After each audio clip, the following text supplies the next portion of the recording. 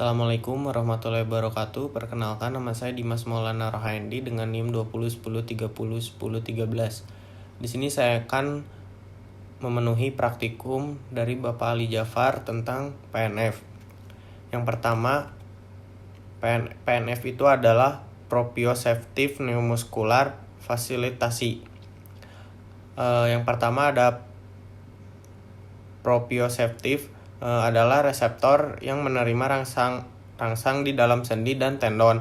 Lalu yang kedua ada neuromuskular adalah otot dan saraf yang menginervasi.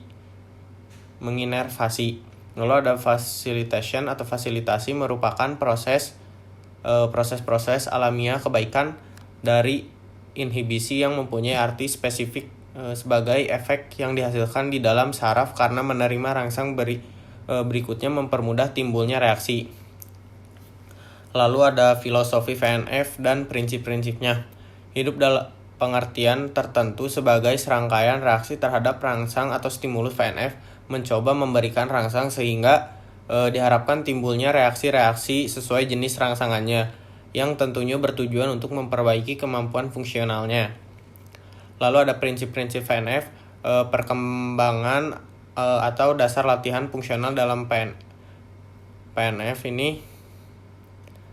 Satu, berkembangnya motorik kranial menuju distal. Yang kedua, koordinasi distal menuju kranial. Lalu yang ketiga, bergerak matur dipengaruhi refleks sikap. Lalu yang keempat, motorik dapat distimulasi faktor eksternal. Lalu yang kelima, menurut Pavlov, stimulus berulang-ulang dapat memperbaiki pembentukan pola gerakan. Lalu yang keenam, perkembangan motoris pola gerakan massal berubah menjadi gerakan yang terjadi secara sendiri-sendiri.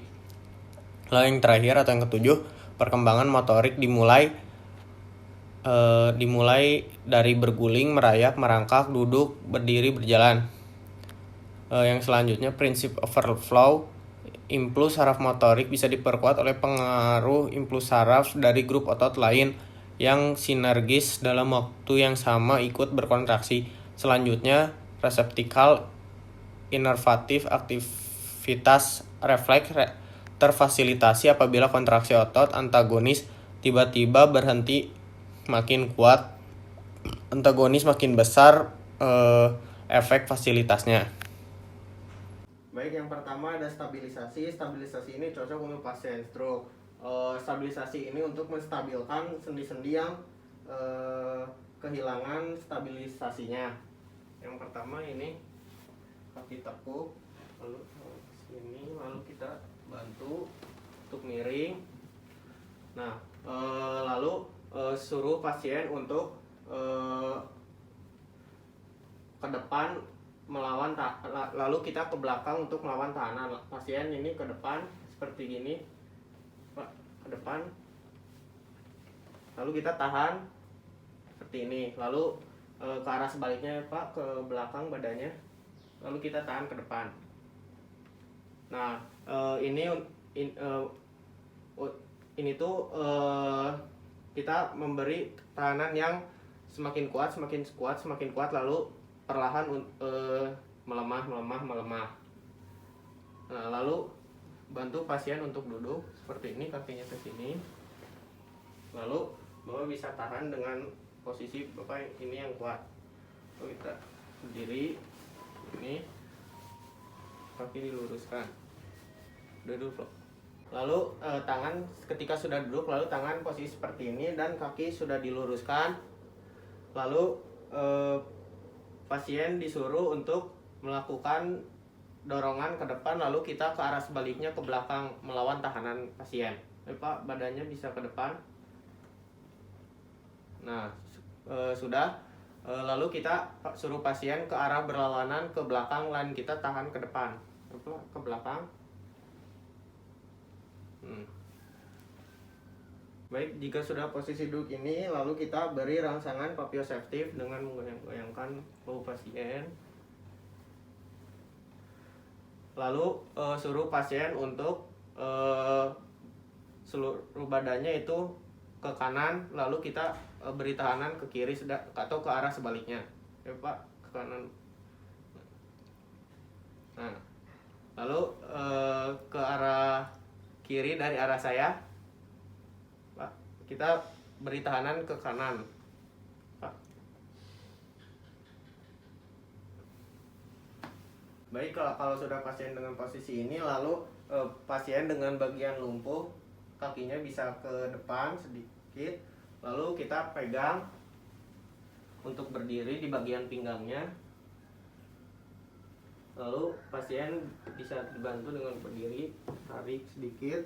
Lalu kita bisa mengunci kaki pasien yang lumpuh ini dengan kaki kita seperti ini. Seperti ini. Lalu, nah jika pasien sudah bisa berdiri normal, nah kita bisa beri radio aktif dengan, atau bisa dengan tes keseimbangan seperti ini.